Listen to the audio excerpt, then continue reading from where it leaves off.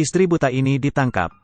Orang jahat masuk ke rumahnya. Mereka menutup mulutnya. Dibawa ke dalam kamar. Saat suaminya yang buta pulang, tubuhnya ditutup selembar kain tipis. Tangannya diikat, mulutnya ditutup. Suaminya buka ikatan mulut.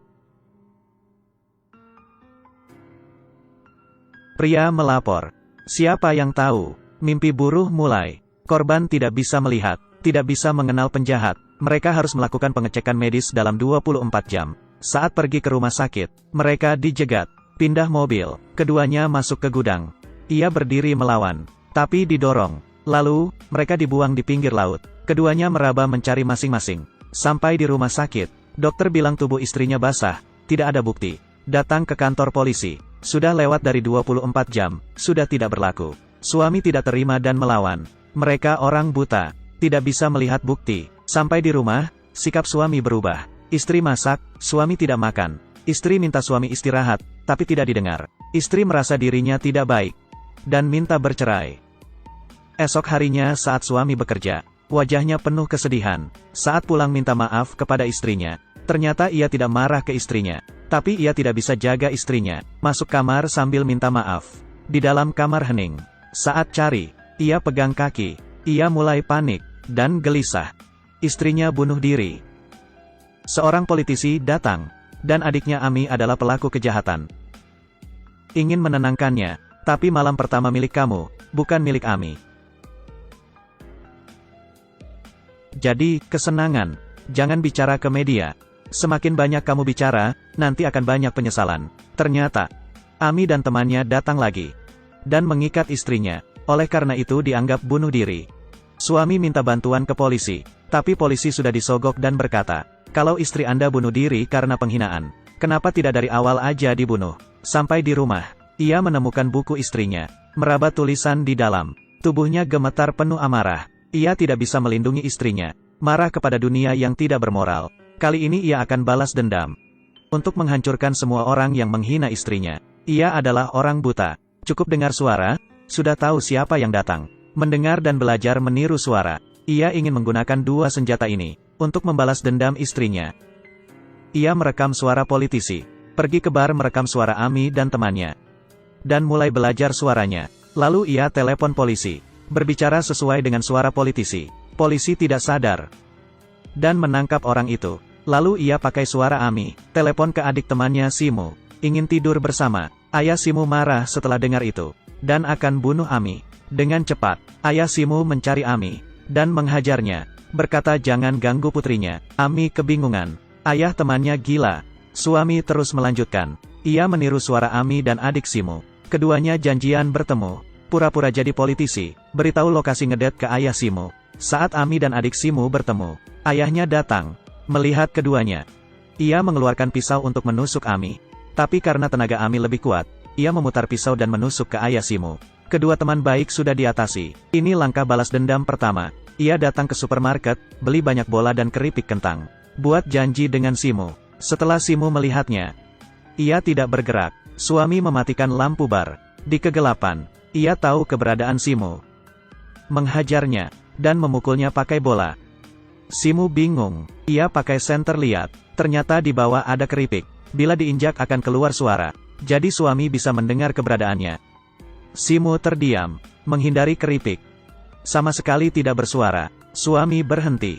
Simu menyalakan lampu lagi. Ia balas dendam. Ia melempar botol bir ke arah suami. Bisa melukai matanya. Ia mengikuti suara mencari Simu. Menangkap dan menghajarnya. Lalu, Simu ditarik. Lehernya diikat. Dan ia didorong. Tubuhnya tergantung. Terakhir, suami lempar sarung tangan ke bawah. Saat polisi tiba, mereka menemukan sarung tangan. Di sana tertulis nama Ami.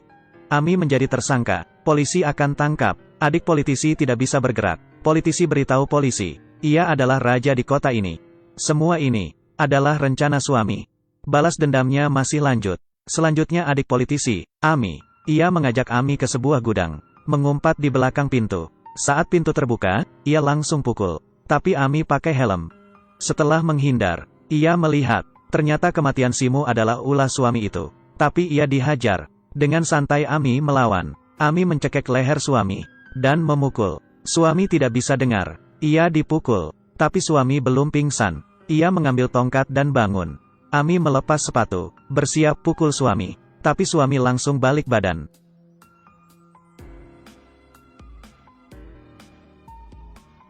Saat Ami sadar, ia sudah diikat di lantai.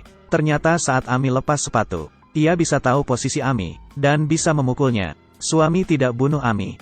Ia menelepon politisi. Mendengar suara minta bantuan adiknya, ia bergegas ke gudang. Lalu, suami meletakkan lilin di dekat pintu, dan membolongi tong minyak, seluruh ruangan penuh minyak. Ia menutup mulut Ami.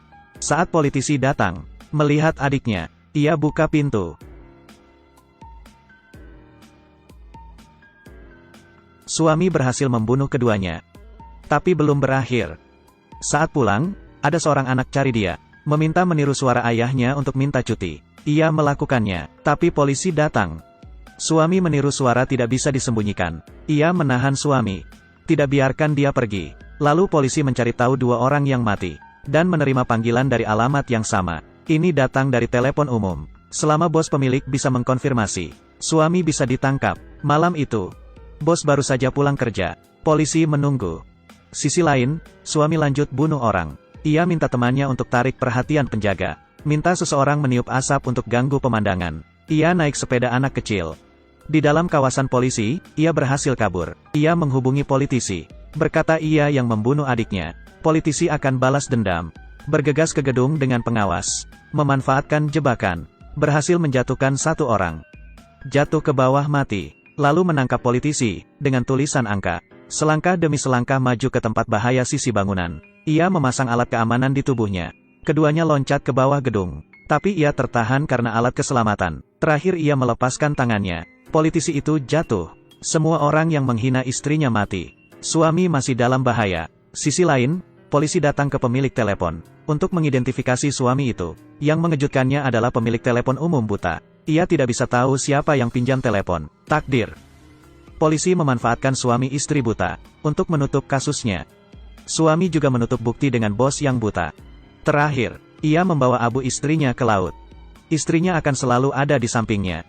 Dunia orang buta gelap, tapi dalam hati ada cinta, memberikan sinar cahaya terang.